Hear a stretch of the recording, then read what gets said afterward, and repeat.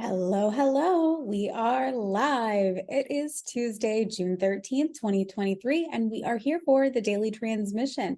Please say hello wherever you are.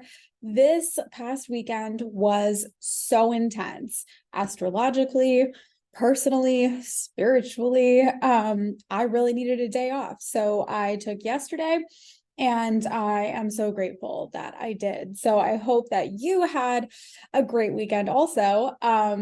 We had so much go on astrologically. We've got a lot going on even this upcoming weekend. I've been telling you for months now that June is like the start of something.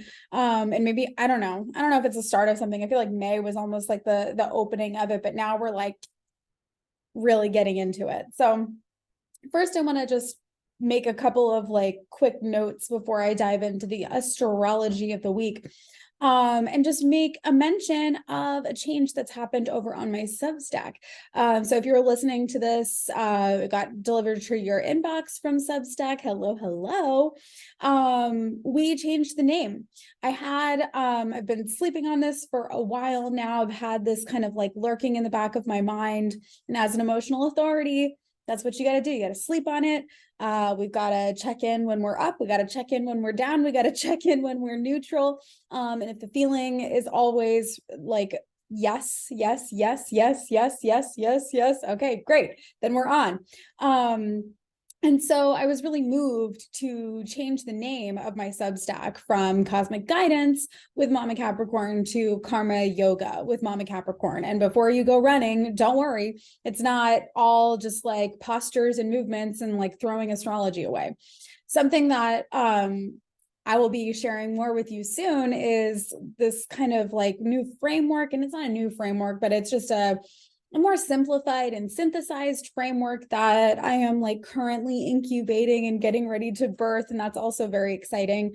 But part of that recognition is just the awareness that I don't feel really comfortable labeling myself in that way, as like as the guide, as the sage, right? I am an alchemist. I am messy. I am here to bump into things and experiment with things, and 3-5 my way through life. And I fucking love that. I love being a 3-5. It's my favorite. I know I read a lot of posts on Reddit where people are like, "Is this the worst profile?" Only if you think about it like that, you know? I really enjoy it. I really enjoy sharing my insights, my experiences, my impressions, through the things that I either like learn or, bump into and learn the hard way. Both are totally fine, totally fine with me. And so it's with that energy that I contribute, and that I create this, like we move into this shift of karma yoga, because what that means is it's the yoga of service through action. And so I do feel this is something I remember saying to my best friend when she was still in high school, and we would go pick up weed from our friend or whatever, and I'd hide it in my bra, and she'd be like, "Well, why are you doing that?" I'd be like, "Well, I just feel like I've done so much fucking up already. Like I've done so much fucking around that like you have a lot more to lose." And that's such a 3-5 energy. I don't even know, not that I'm here to martyr myself for you. Definitely not going to do that. But I am here. I am created to try things and to grow and to go big and to do that out loud. And that is my service. Like that is my divine service. So it's with that energy that we shift from cosmic guidance to karma yoga, but don't you worry, astrology is always going to be part of this space. So let's talk about it, right? Let's talk about the astrology of the moment. Over this last weekend, we had Pluto retrograde back into Capricorn. I was talking about this with my YTT fam, which by the way, hi Drew, hi Jess, love y'all, good to see you. So I didn't plan it like this. It was not something that I really consciously thought about when I signed up for my yoga teacher training. I wasn't really looking at the like astrology of 2023 yet when I made that choice.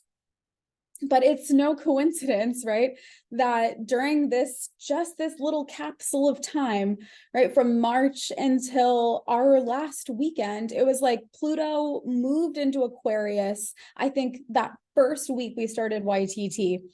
And then Pluto just retrograded back into Capricorn. So it was in Aquarius for the first time in 250 years, only during the time that we were in our yoga teacher training, which is insane, right?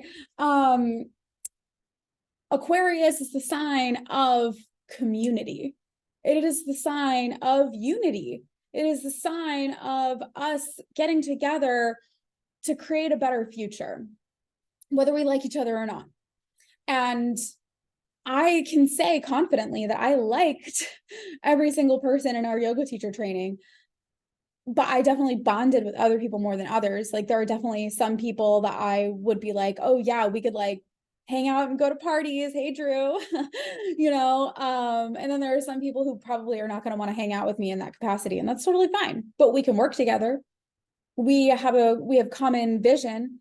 And something I really learned in this experience, and I think is such a Pluto and Aquarius lesson for us, just an Aquarian lesson for our generation, is that it's not what we don't, or I'm sorry, it's not our identifiers, right? It's not the things that make us unique, right? Like it is not me being, I don't know, a more spiritual person, not me being a Floridian, not me being a progressive, not me being a mom. Like those are not the things that unite us, right? It is the things that we have in common, right?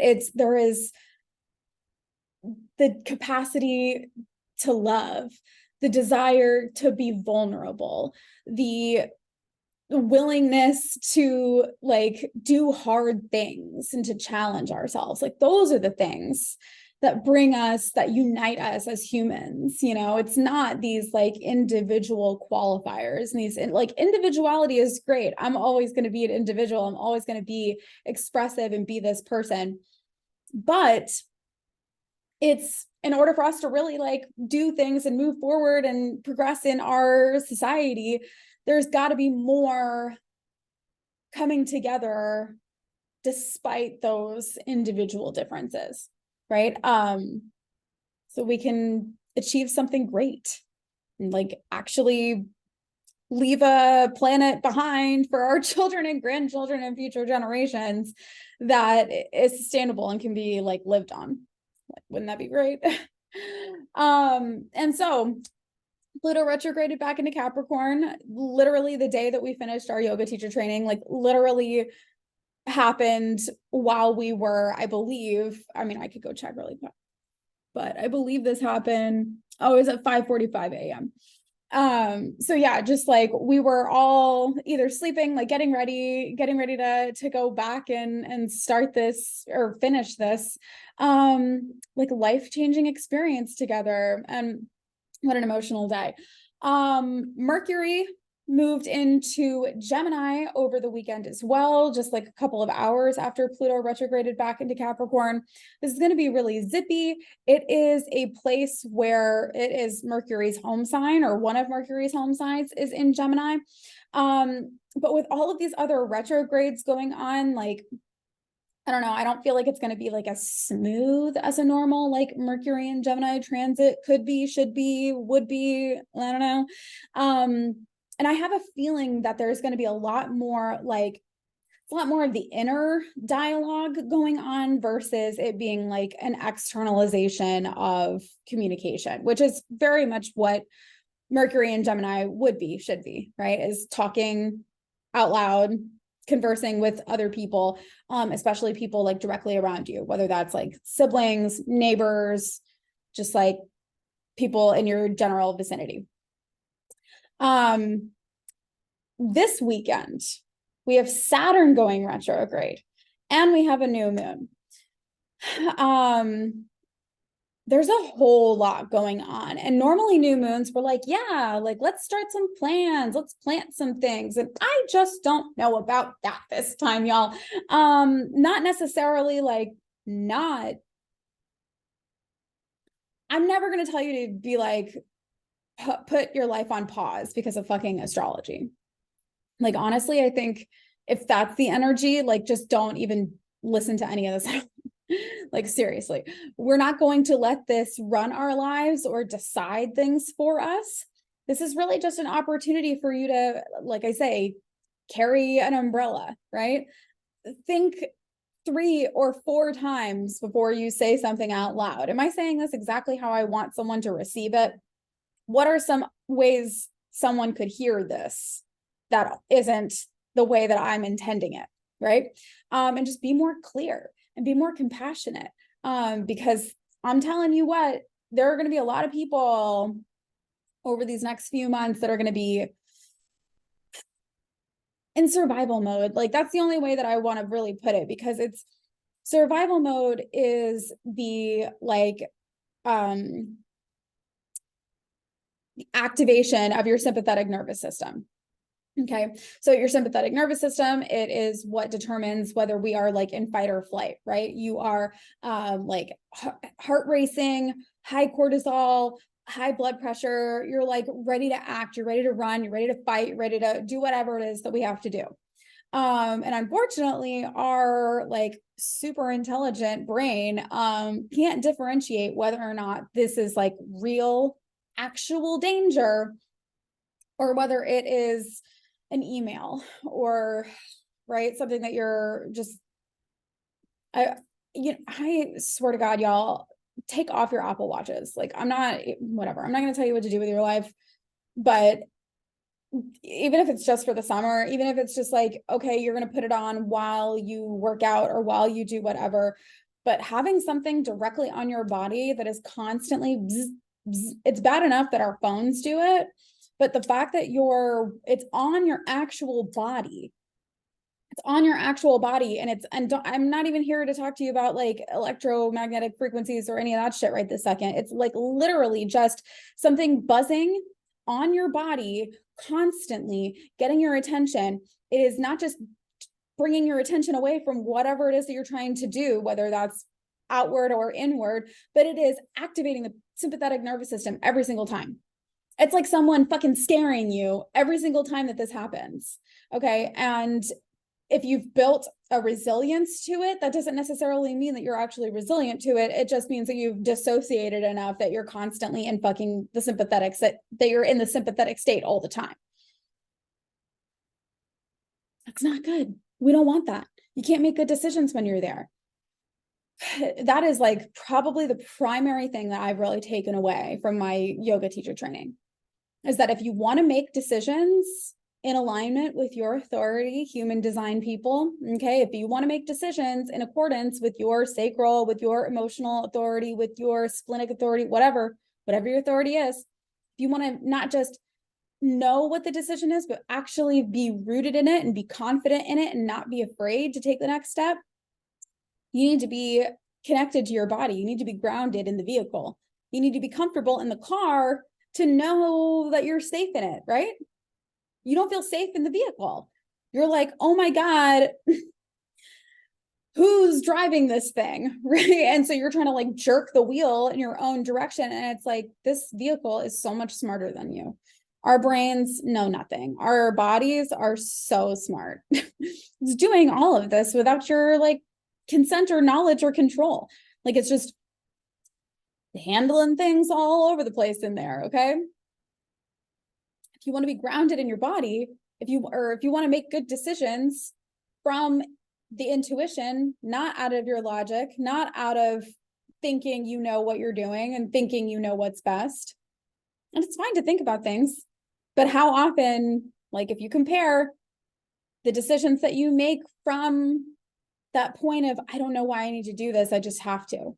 Like, when you have trusted that, how often is that, experience, I won't even say better, but just like, what are the differences between those experiences and the ones that you're like, no, like, that's not smart, or this is a smarter thing to do. Every time that I've tried to do the smarter thing, it's been the fucking worst, y'all. I'm telling you what. being grounded in the vehicle, being comfortable in the body is what's made the difference, is what's made the shift. Okay.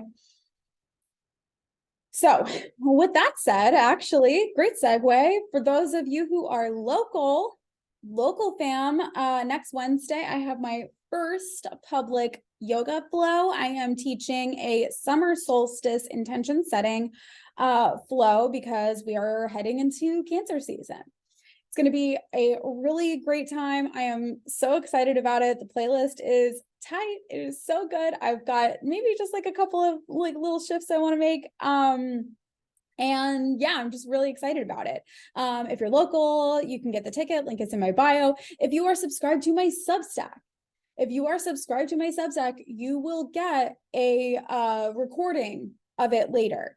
What I'm probably going to do is record the flow here so that I can make sure that tech doesn't fail me as far as like recording something when I'm there. And yeah, we'll just keep 3-5 our way through that. Who knows what'll happen? Stay tuned. And y'all, just like, I love you so much.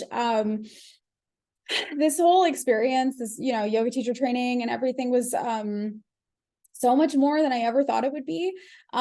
So much of a, God, who the fuck thought I'd be sitting here talking about human design again? You know what I mean? Literally all came out of yoga teacher training and just really feeling like so many people are talking about the same thing, just with different words. On that note, I have a couple of fucking crazy stories that I have to share. I'm probably going to write them up on my Substack because I don't even know how to like say them out loud, looking into the camera, like looking at myself say this shit. Because I don't know, I'm still processing wild stuff. Breath work is intense, y'all. So anyway, look forward to that. If you have any questions about the astrology of the moment, or if you want to submit a question, submit your chart, you can do that as a paid subscriber on the Substack. It is mamacapricorn.substack.com. That didn't change, even though the name did. So I will catch you tomorrow for our next transmission. Loving you so much. So much. And I hope you have the most beautiful day. Bye, friends.